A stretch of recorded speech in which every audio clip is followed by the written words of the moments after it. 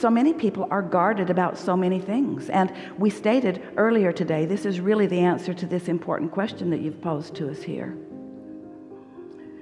That when you are focused here in the physical experience and you are needing a condition to be altered so that you can have a better feeling response to that condition, you're in trouble because you can't control the conditions.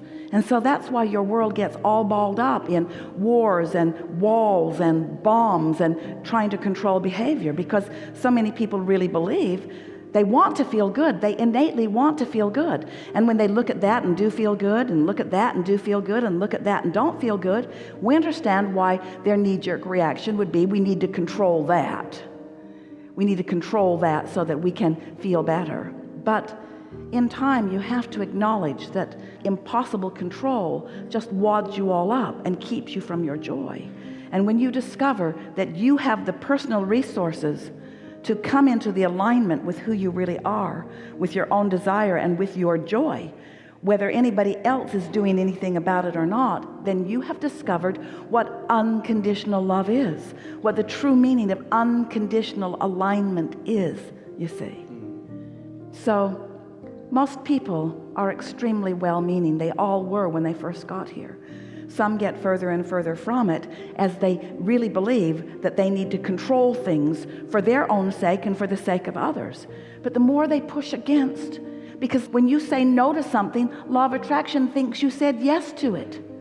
When you say no to something, it's like saying yes to the thing you don't want. So there's a war against drugs, and a war against poverty, and a war against teenage pregnancy, and a war against terrorism, and a war against, and a war against, and a war against, and all of those things getting bigger.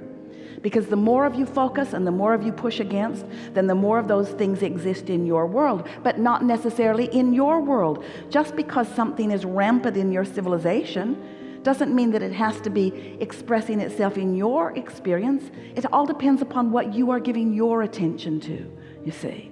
So it's interesting, in a step 5 conversation, the true route to the peaceful world that you want is through the war that you are now so much living. Because as you see that, you desire a different world. And so you launch a peaceful world, you launch a cooperative world into your vortex, and all those that are being born come with that in mind. All of us who are non-physically focused hold that, and that's why there will never be a time, it is our absolute promise to you, when what you think are the negative influences of your world will dominate. That will never be true. Because the most that could happen is that some of you, maybe even a lot of you, can pinch yourself off and disallow yourselves from receiving the well-being that's all lined up for you. But you're croaking constantly. Isn't that a wonderful thing? You're re-emerging into pure positive energy. You're coming into alignment. Those like you are finding it in another way, through meditation or through just wanting to feel good. And the new ones being born all know it, and the animals all know it. So the balance of your planet is really, really, really, really healthy and poised for longevity, for eternalness, you see.